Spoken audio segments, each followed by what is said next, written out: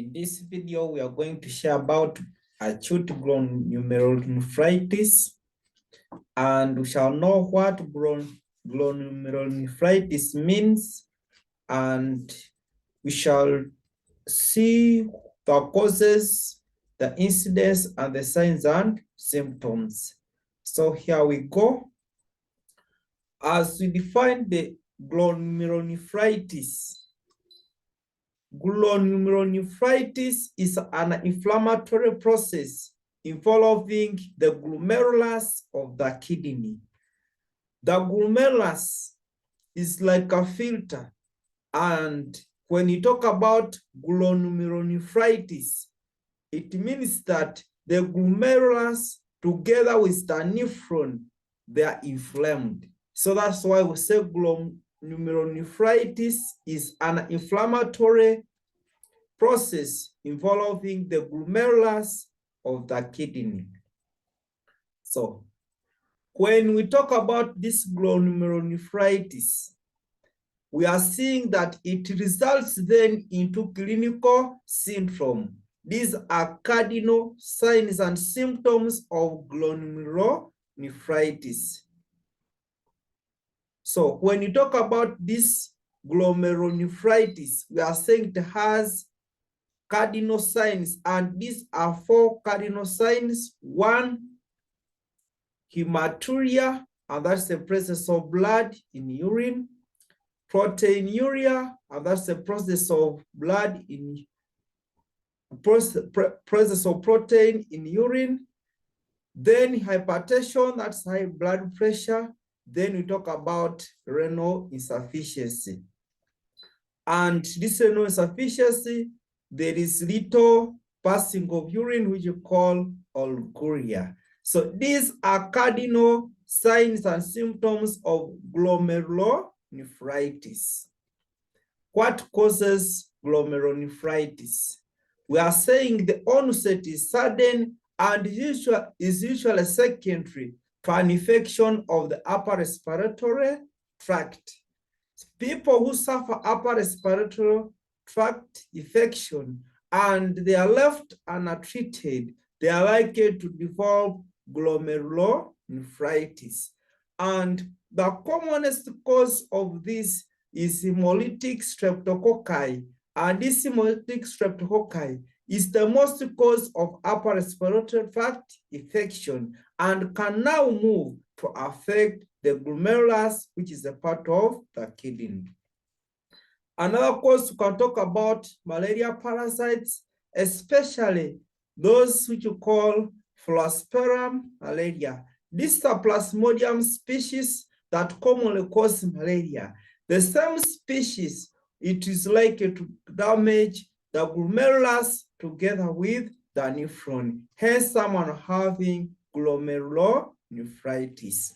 So it may be as a result of primary infection elsewhere in the body and be caused by primary staphylococcus, pneumococcus, or virus. Someone may be having a certain infection in the body, and because the infection is left untreated, the microorganism like streptococci, like staphylococci, pneumococci, they can now travel through blood and hence they affect the glomerulus. So it is thought to be due to abnormal immune reaction to infection.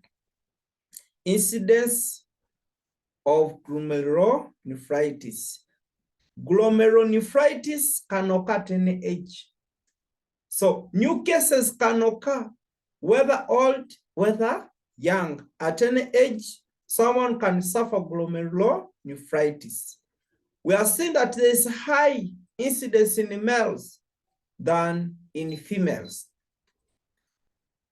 Common in young, and we are saying the peak age is 7 to 10.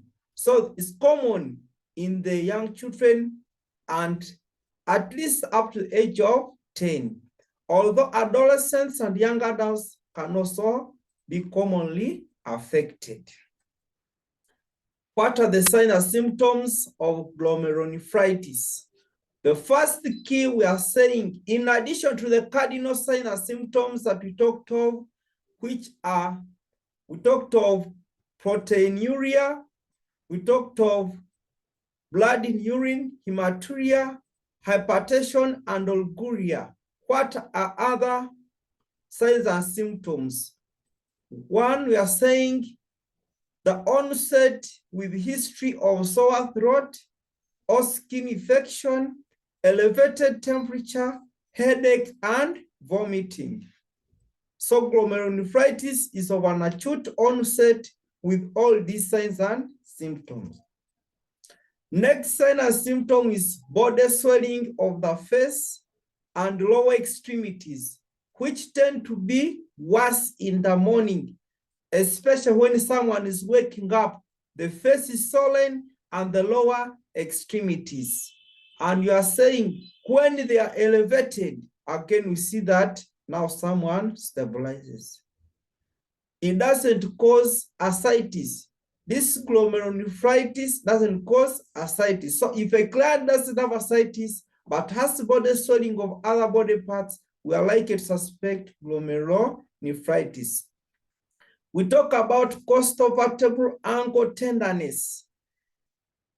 The ankle called costovertebral is painful, and the pain is radiating scolic in nature. Some other signs can talk about urinary changes. One, as I've said, there is oliguria, but in addition to that, there is decreased urine output, which you said oliguria, and you are saying there is dark urine. Urine is dark in color. Just is because of too much concentration, and it will appear with a color of tea. On microscopic examination, now you can find hematuria, and that is blood in urine. Albumin is always present in large amounts. Albumins, these are protein, and we are saying they're always present in large amounts. Some cats may be seen, some small particles may be seen in the urine as an indicator of what has been damaged. Some other people with glomerulonephritis get hypertension, and these are some of the signs and symptoms in severe cases, and these are due to hypertension, like severe headache, palpitation, fatigability, visual disturbance, vomiting, and convulsion. And some can have hypertensive encephalopathy. We are looking at now other signs and symptoms like features of cardiac failure. And as the disease progresses, other people will start having shortness of breath, lethargy, and anorexia. Anorexia, which is lack of appetite. Thank you for listening. That has been the short introduction about glomerulonephritis. What we have said, glomerulonephritis, it is an inflammatory condition that affects the glomerulus. Thank you.